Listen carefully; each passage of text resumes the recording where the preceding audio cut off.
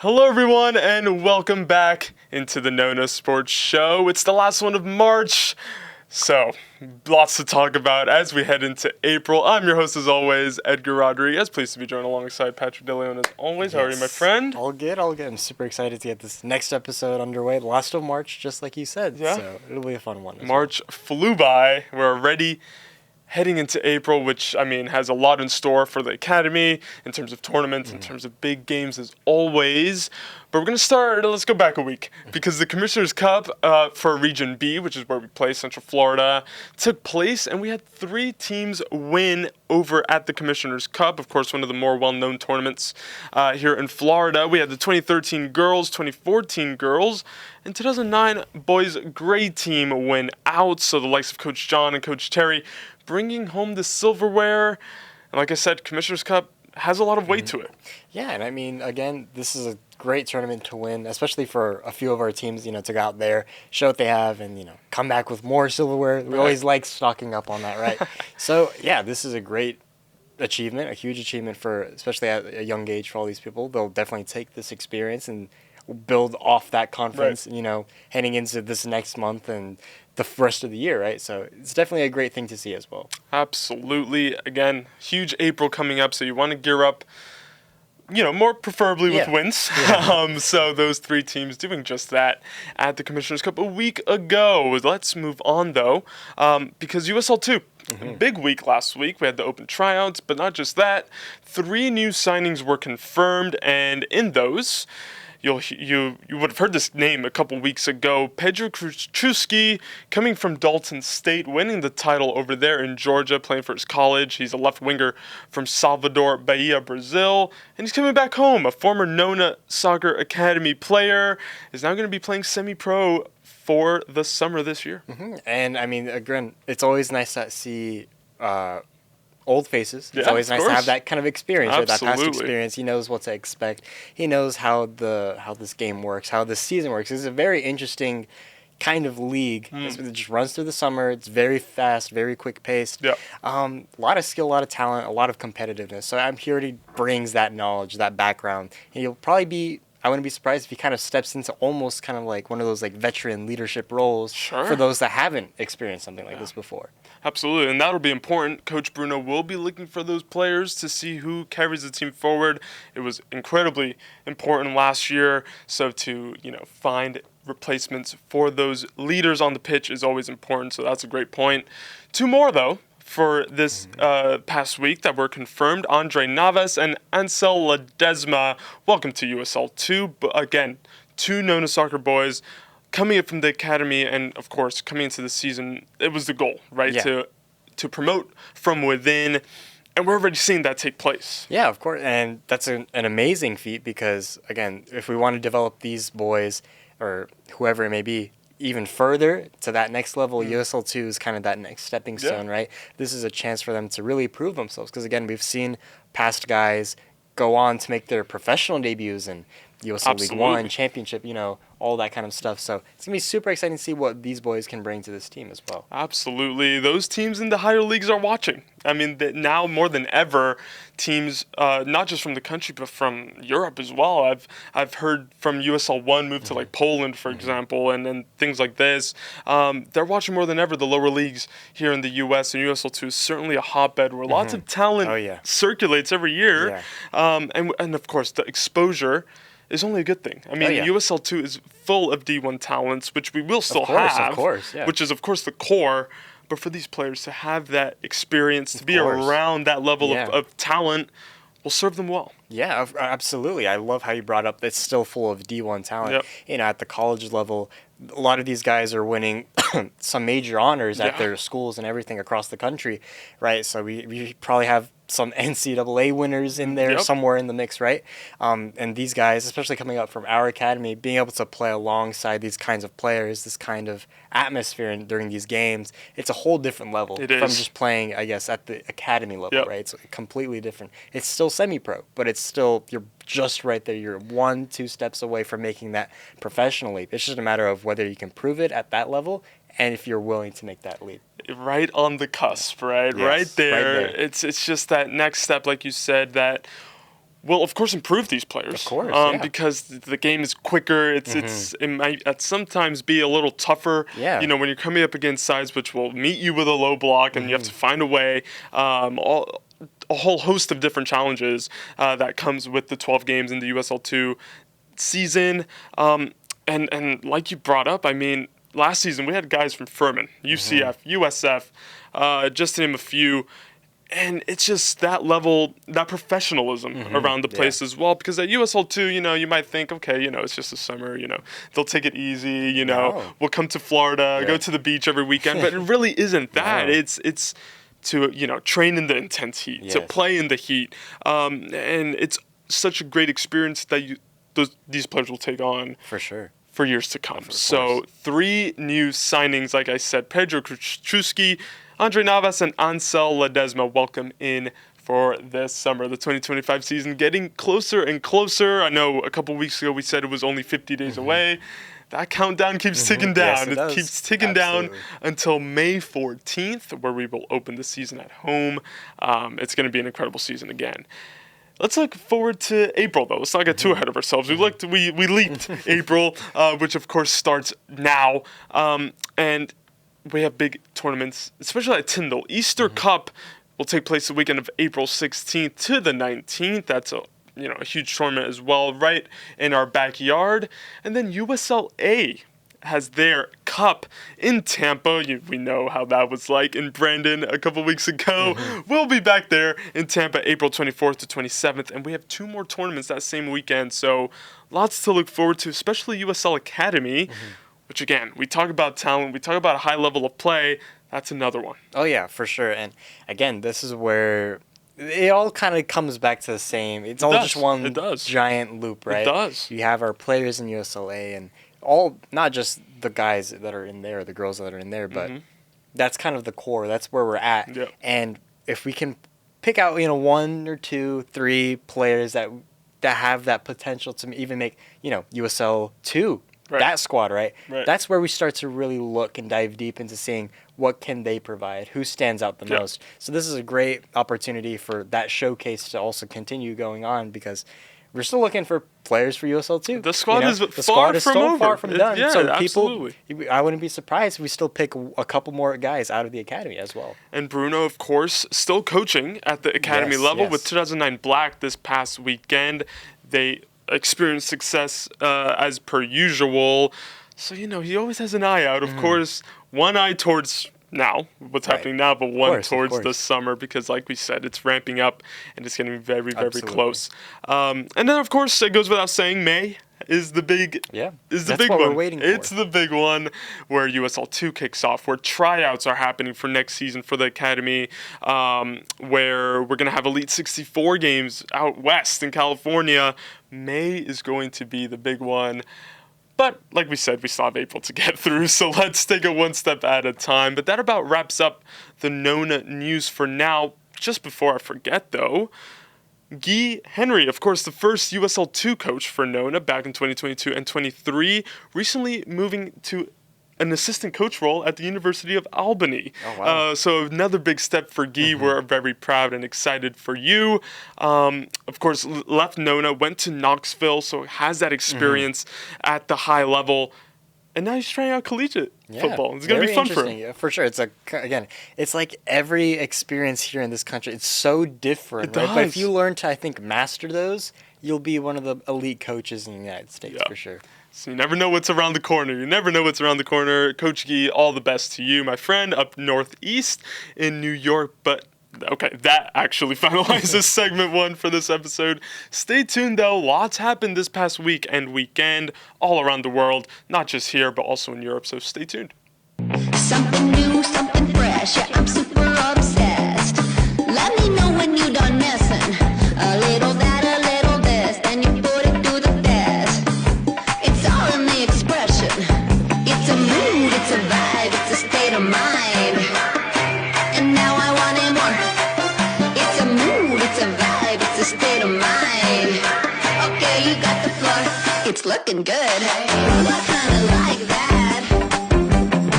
What kind of really like that? It's looking good. What kind of like that? Come on, let's see some more.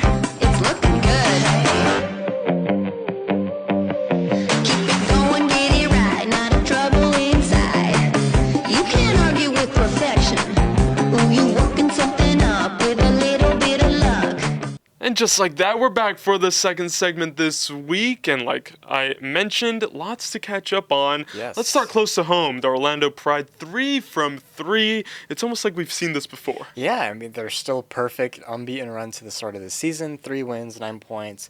Only other team right now that's behind them is the Kansas City Current, who Surprise, surprise. I guess, yeah, it's like I think we kind of expected this. You know, something we had talked about was like, do we see maybe a little like rivalry brewing here? Because Absolutely. it always feels like they're breathing down each other's Yes. necks, right? It's always between them two. Last year, the whole season, it felt like it was just them two, right? So yeah, both teams are perfect. Orlando Pride did just beat the San Diego Wave 2-1. Goals coming from Haley McCutcheon and Marta, because of course.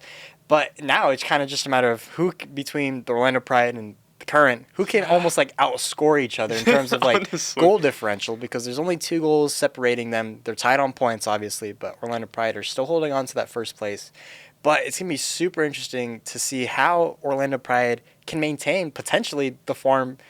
It's like it's almost like I'm not even surprised that they're still unbeaten. Perfectly 3 wins, 3 games. It's become normal now. I know. It's become a normality for Orlando Pride. It's insane how good this team is, how good of a coach that Seb Hines is as well. I mean, he's completely transformed that team ever since his appointment in 2023.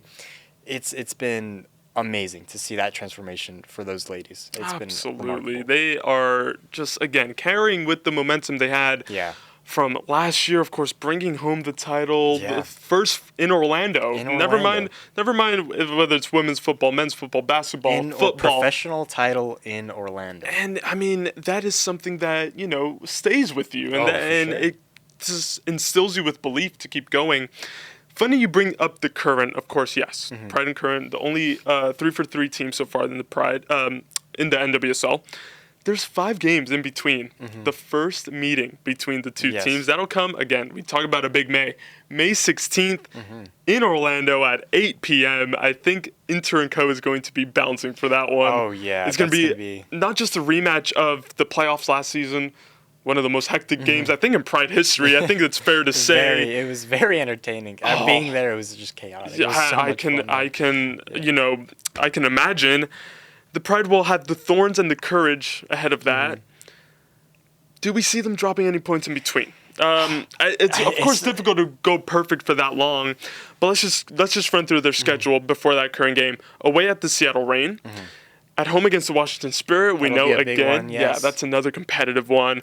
At home against Angel City, they go away to Portland, away to North Carolina before coming back home for the current matchup. Man, it's just, I feel like the only matchup right here that slightly concerns me is always going to be the Washington Spirit. Yes. Just because the Spirit did beat the Pride in the Challenge Cup earlier this year, so the Pride cannot come back with another trophy. But the Pride did beat them in the one that mattered, just like you said before. But that's the only matchup that I feel like could potentially disrupt their season a little bit. But I don't really expect them to miss out on much here, to be honest. I think they understand how capable they are of potentially winning all of these games. But now, will that happen? Maybe not. I think that would set some sort of record for most consecutive wins, right? Like, no, actually, who knows? With this team, they beat so many last year. It's just it's insane how good this team is. But I would definitely expect the Pride to still be up top in first place come KC Current. And, of course, Kansas also played the likes of the Courage, the likes of the Wave. So it's going to be interesting to see how these two teams come into that battle in mid-May here in Orlando. I mean, 8 p.m. kickoff. We know how the wall can show up even for Pride games. We've seen that before. So it's going to be an incredible atmosphere, I'm sure, for that one. But the Pride, good so far. Pretty good so far, to say the least. Let's move over to Europe. Quickly, La Liga title race update, a huge past weekend. And we have to start with Atletico Madrid, who seem to be losing ground more and more by the minute. Drawing 1-1 away at Espanyol, Azpilicueta. We were watching the goal before we went on air. Golazo. I mean, for a fullback, I don't think he's ever hit one that good, and I don't think he'll ever hit one that good again. For sure. But that put Atleti in the lead, and Atleti get a win the lead. We usually know what happens after that. they'll sit back, defend it. Longley, though, giving away a stupid penalty, pulling back a shirt, it's a stonewall penalty. You can't argue against that. Yeah. Referees are always going to point to the spot. Espin will take a point away from Atleti, and I think the problem for Simeone's men was, A, getting knocked out in the Champions League the way they did against Real Madrid. Yes, very, very harsh. Yes, and then losing at home 4-2 against Barcelona. Those are two heavy, heavy blows that they have not been able to shake off. Yeah, I mean, that's a total confidence destroyer. Absolutely. Absolutely, especially losing at home to the likes of Barcelona. After being 2-0 up. And you're competing for this title. You're just... but I feel like the story this season is that nobody wants their hands on it. Yeah. Every time they kind of get to that point where they can maintain that position, they drop off. Some result goes against them, and then they lose their grasp, and they have to catch back up. For Madrid, for Barcelona, for Atletico. Yep. It's the same story for all of them. But right now, I think Barcelona are the hottest. Yes. And probably most likely potentially becoming the La Liga winners for this year. But it's very interesting. I can't really tell what's going to happen. Yeah, it's crazy. It's tough. Unfortunately for Atleti, they are now 9 points away from Barcelona. I think it officially became a two-horse race as of now. Let's move, before we talk about Barca, let's move to Real Madrid, because they had an interesting one at home against Leganés. Mbappe scoring a penalty, making it 1-0. It was a soft penalty, but anyway, whatever. Real Madrid take the lead. But before halftime, Leganés made it 2-1. So at the Bernabeu, Leganés were winning. Yes. They scored 2 minutes after that penalty kick, and then just 5 minutes before the break. So they went in with the confidence, but then Jude Bellingham kind of put that to bed. 47th minute, 2-2. The ball came off the crossbar. He headed it home from point-blank range. Nothing Leganés could have done about that. But then Mbappe, scoring again, getting a brace from a free kick. It was a golazo. The Leganés wall, questionable. We always talk about, if there's a four-man wall, the guy at the corner cannot move. No. Because then it just allows a gap, and that is exactly what happened. But it was a very nice play. Yeah, it was. A beautiful free kick from Mbappe, who's, again, ramping up. Not much introduction needed for Mbappe. 3-2 win, and they stay in second just behind Barca. Yeah, and again, big 3 points, but they got to make sure that, it definitely sounded shaky at first. Okay, you're down 2-1 against Leganés at home. Yeah. Probably not the position you want to put yourself in, right? Luckily, they have all the talent in the world, right, to pull these things off. Yes.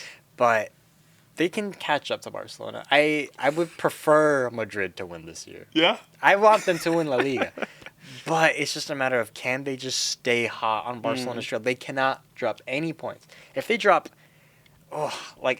more than 3 points from here to the end of the season, it gets the title race is over. Yeah. Assuming Barcelona continue on their run, right?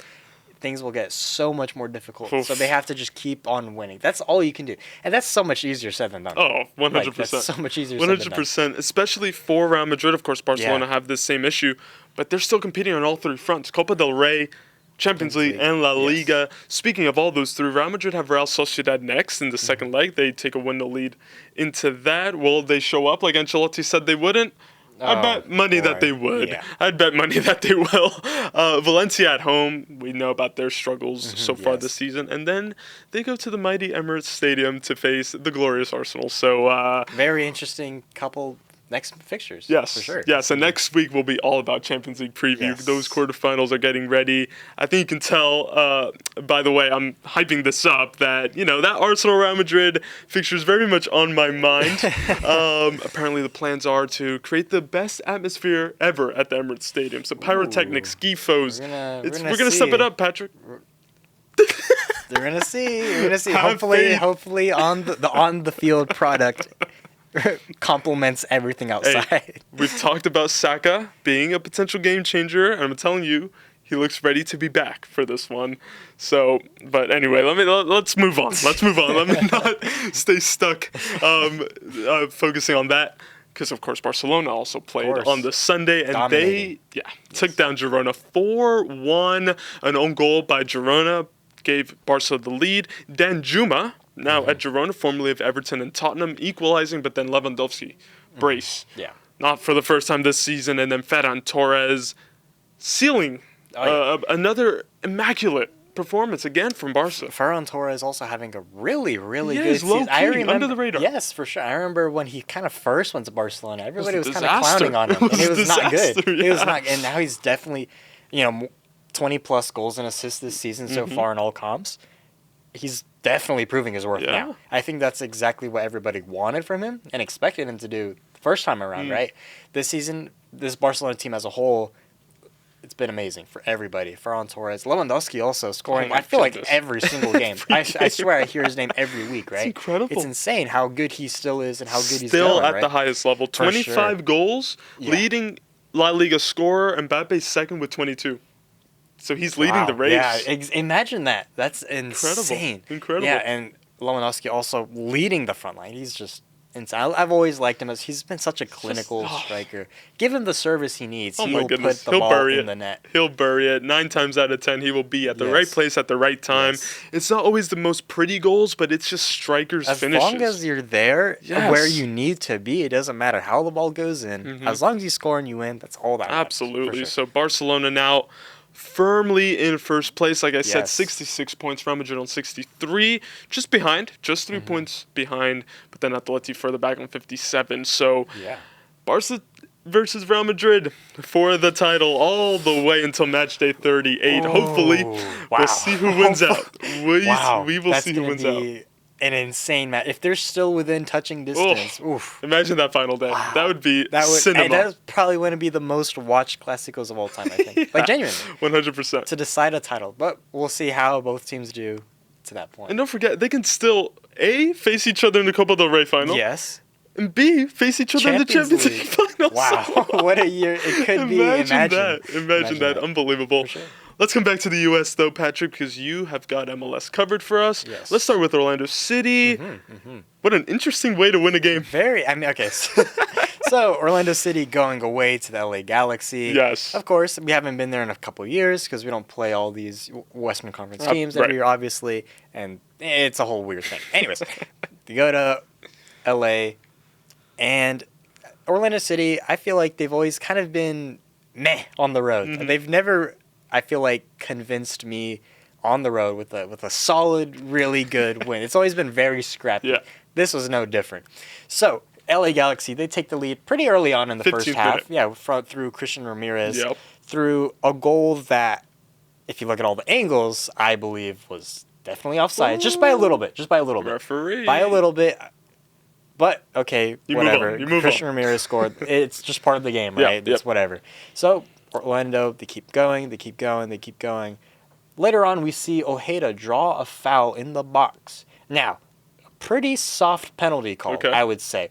But I do believe the referee was trying to kind of do a makeup call. You see yeah. that every time. Of course. So I feel like that was kind of his way of understanding that he had missed that Interesting. offsides. So Ojeda, he's having a great season, puts the penalty calmly away. He's hot to start this one. For sure. And this is the Ojeda that we've been wanting to Yes. see 2 years ago. Yeah. His first season wasn't anything to write home about. It was honestly fairly disappointing. Yep. Last year was a lot better, a step in the right direction, especially when he moved into that number 10 position. This year, he's taken that role, he's taken that responsibility, and he is running with it. He's wearing it on So- his back now. Yes, and now we'll jump to the 90th minute. Yes. Free kick to Orlando City. Luis Muriel steps up to take it, and he delivers it, and then John McCarthy for the LA Galaxy What goal are we doing? spills it, and it goes into the back of the net. Butterfingers, man. Oof, that has to be saved. That's a hard way to lose for the Galaxy. What Luis are we Muriel celebrating that, of course. Again, it doesn't matter how it goes in. All that Listen. matters is that it goes in. That free kick, what are we saying? It was 30, 35 yards out? Yeah, about. Oh. Beautiful finish. I mean, beautiful contact with the ball. Yeah, But McCarthy got there in time. That's something that you have to be able to catch as a Yes, keeper, for yes. sure. That's those are like the warm-ups you do before the game starts. When they're crossing the ball, they catch. That's what you got. I was celebrated, obviously. It was past midnight. I wanted to go to bed. But that 3 points is 3 points. Orlando City's finally catching up, I think. I think it's a perfect encapsulation, though, of how Galaxy have been this year. Yeah, in that one moment. Absolutely. They're a shell of their former selves my from goodness. last year. They're not even close right now. And they're just a mess. On all fronts, they're just a mess. And so now we look at the stats. Orlando City, with their 3 designated players across the league, they have the most goals and assists ever. Yeah. For Orlando City, and just for all the teams right now, they're leading by a large margin. So we've never seen 3 DPs in Orlando City history be as productive as they have been this year, which is really, really, really fulfilling because that's something that this team has lacked for essentially since the beginning. So we're just now finally to see what they can do when all 3 are firing on all cylinders. Luis Muriel turning up this year. This is the Muriel that we wanted to see at the beginning of last year, and he's putting in the work. He's doing a great job. So can Orlando City catch up?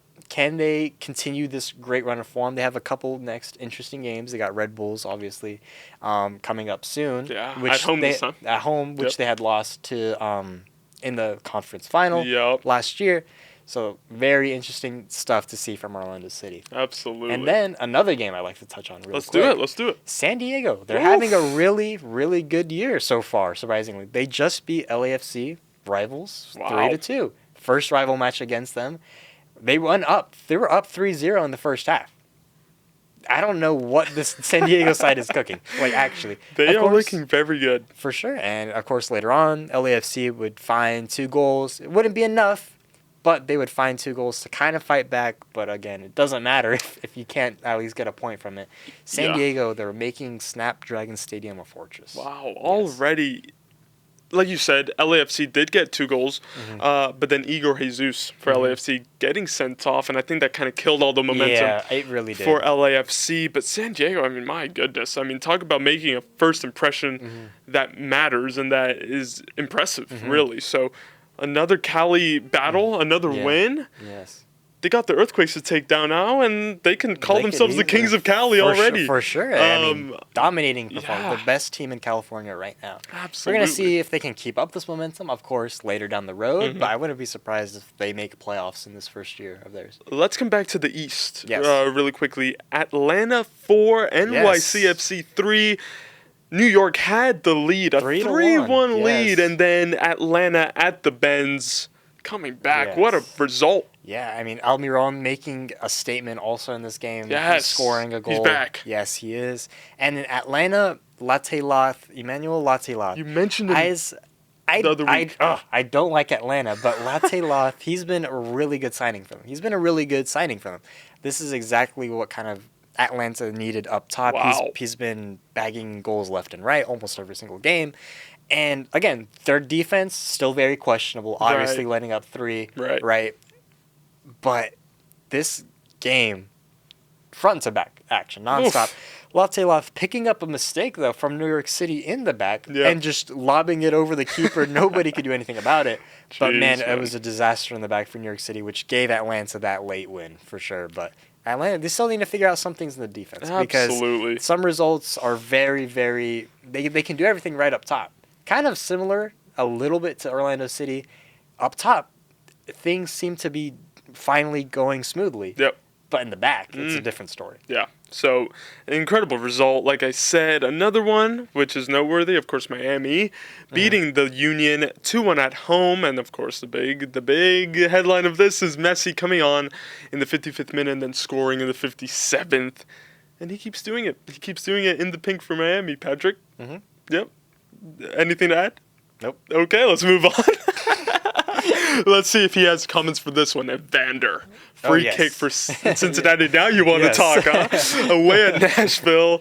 Cincinnati take a 2-1 win. And Evander, we talked about him again. A DP. And my goodness, keeps delivering. Yeah, and that's exactly what he was doing in Portland. Yes. In Portland, his time there, they weren't exactly the Portland that we're used to seeing, a really strong Portland.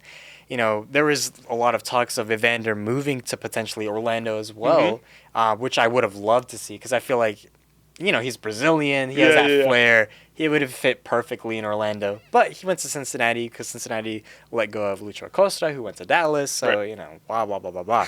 Cincinnati having also kind of an interesting season. Not as strong as years in the past. Yes. They've kind of taken a couple steps back. But Evander is still coming up clutch. Beating a Nashville side that's also, I believe, their best start in MLS history so far. Right. And it's a Nashville side that's had a couple bad seasons in the last 2 years.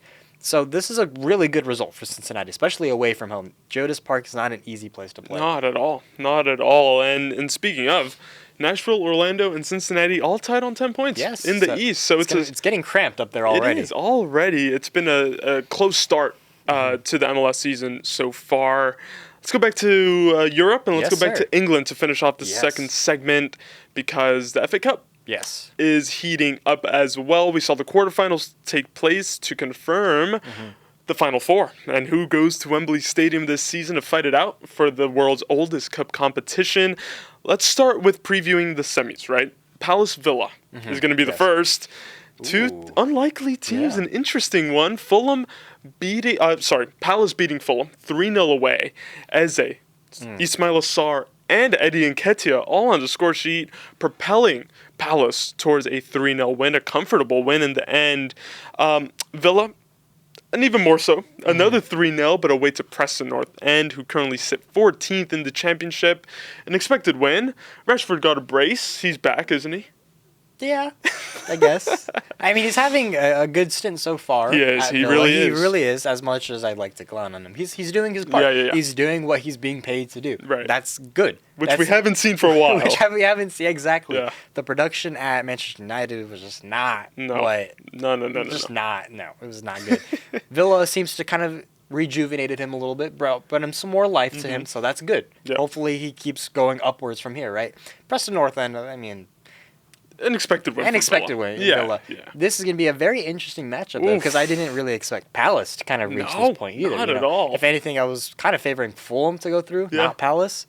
But if Palace can get a big win over Aston Villa, they could have all the confidence in the world going into the final. Absolutely. And we've seen them prioritize almost the FA Cup. They have really put their eggs in this basket, playing a full-strength team again against Fulham, of course, a Premier League clash, so they had to if they wanted a chance to go through. But, yeah, it's going to be interesting how Oliver Glasner, of course, former Bundesliga manager, if he takes Palace to a final here, it's going to be tough. Of course, Unai Emery's Villa have experience at the high level, something Palace have been lacking. So, of course, Villa will be favorites, but Palace are going to go there confident, especially for their front three, for their main three guys to get goals. Mateta coming back from his injury, which we saw last round in the FA Cup, got clattered by the Millwall keeper. Stupid decision there by him, but Mateta will be back.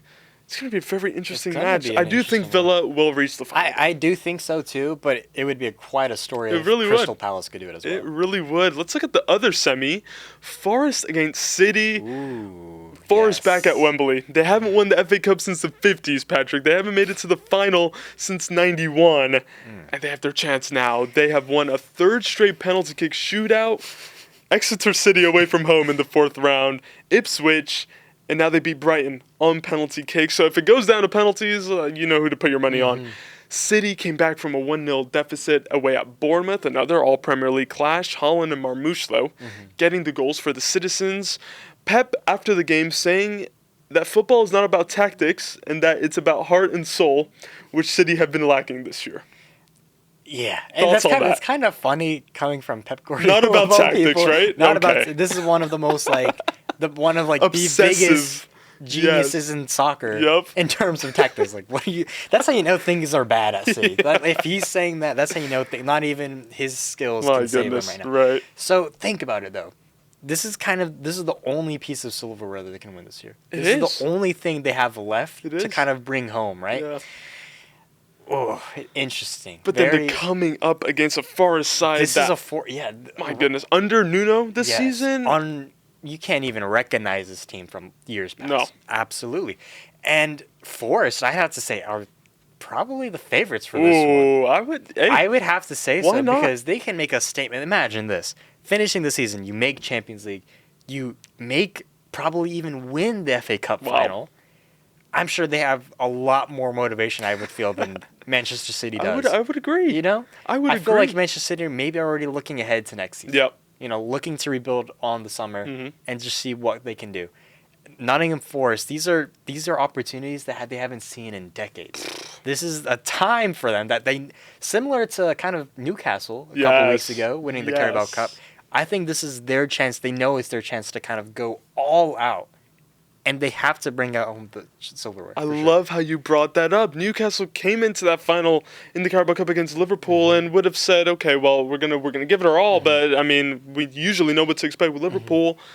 That did not transpire. Liverpool were not up to it, and Newcastle took advantage of that right from the first whistle to the last. Yes. And I think Forest had the perfect opportunity to replicate that. They have yes, exactly. I feel like because if they beat Manchester City, they've got to be heavy favorites to win the FA Cup. Yeah, for sure. I would agree, even if it's against Villa. If you beat them, I all in on Forest. That would be also another amazing storyline for this year. 22 years out of the Premier League.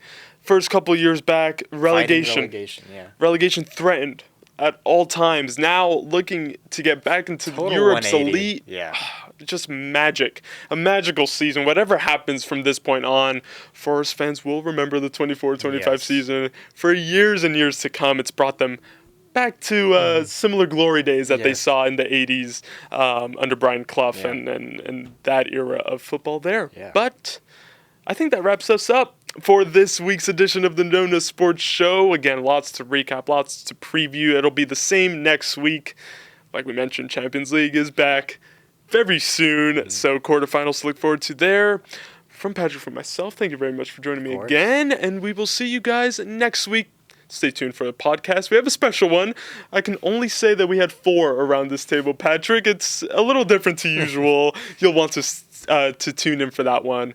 But like I said, from NONA Studio, from all of us, see you next week.